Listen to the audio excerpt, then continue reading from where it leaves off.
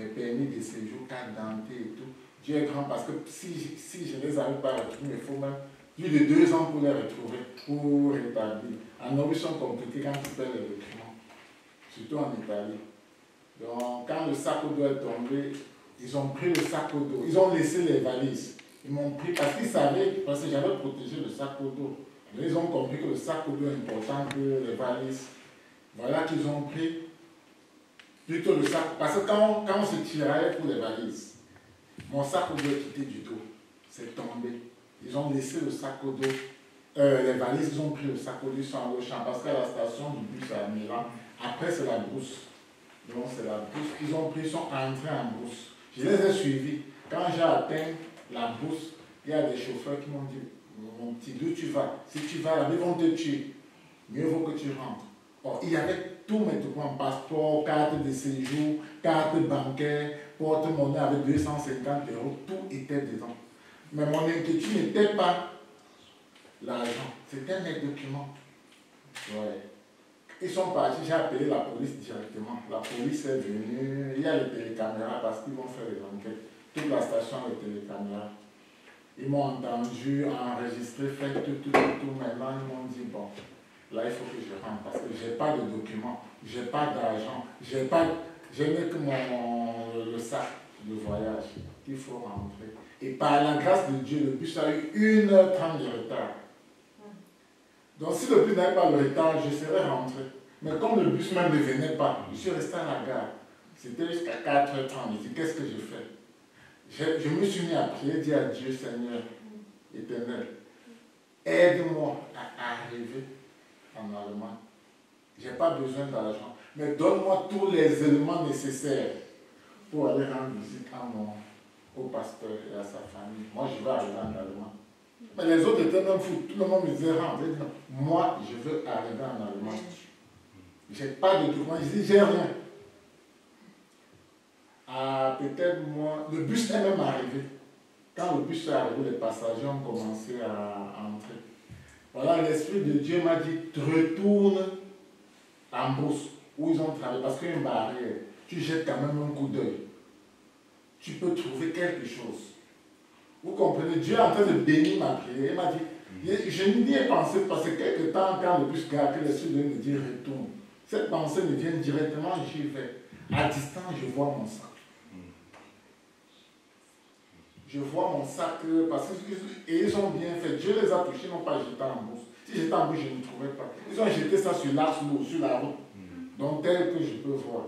Quand j'arrive maintenant, je retrouve tous mes documents.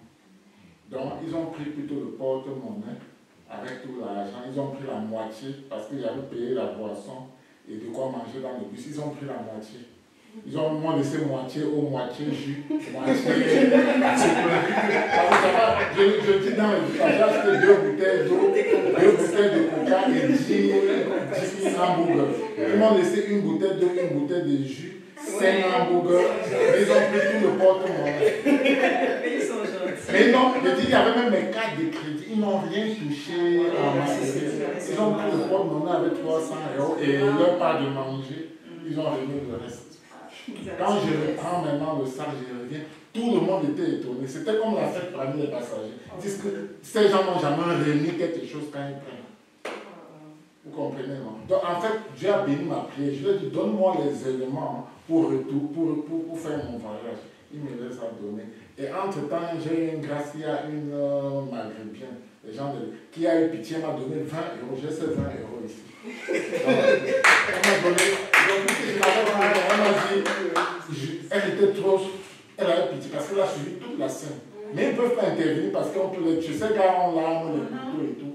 Tu comprends? Même la police est venue. La police savait, ils se sont cachés. Parce que c'est des champs, des champs dans la nuit. La police a dit, mais nous ne pouvons pas y aller, et surtout la nuit. Parce qu'ils sont comme nous, ils ont l'arme et tout, ils peuvent nous agresser. Mais ils ont remis ça. J'ai pris mon voyage qui était très périlleux. Arrivé, c'était très bien raté. Les correspondances, raté tout. Mais je suis arrivé. Amen. Je suis arrivé ici. Et j'assiste à ce culte dont je rêvais depuis longtemps. Dieu est merveilleux, vraiment. Je suis là devant, là, comme ça, mais je serais rentré. J'ai même mal. Parce qu'on s'est tiré, on s'est bagarré. La police m'a dit, on appelle les urgences. J'ai réfléchi, j'ai dit, si on appelle les urgences, ils vont me transporter à l'hôpital. Et vous connaissez les hôpitaux, ils vont faire des séries d'examens inutiles. Ça signifie que je rate mon voyage. Donc moi, je ne voulais pas rater ce voyage. Ils ont insisté, non, parce que j'avais les traces de sang. Ils m'ont dit, non, c'est bien. Moi, je veux voyager. Et je suis devant moi, je bénis Dieu pour tout ça. Et surtout pour mes documents.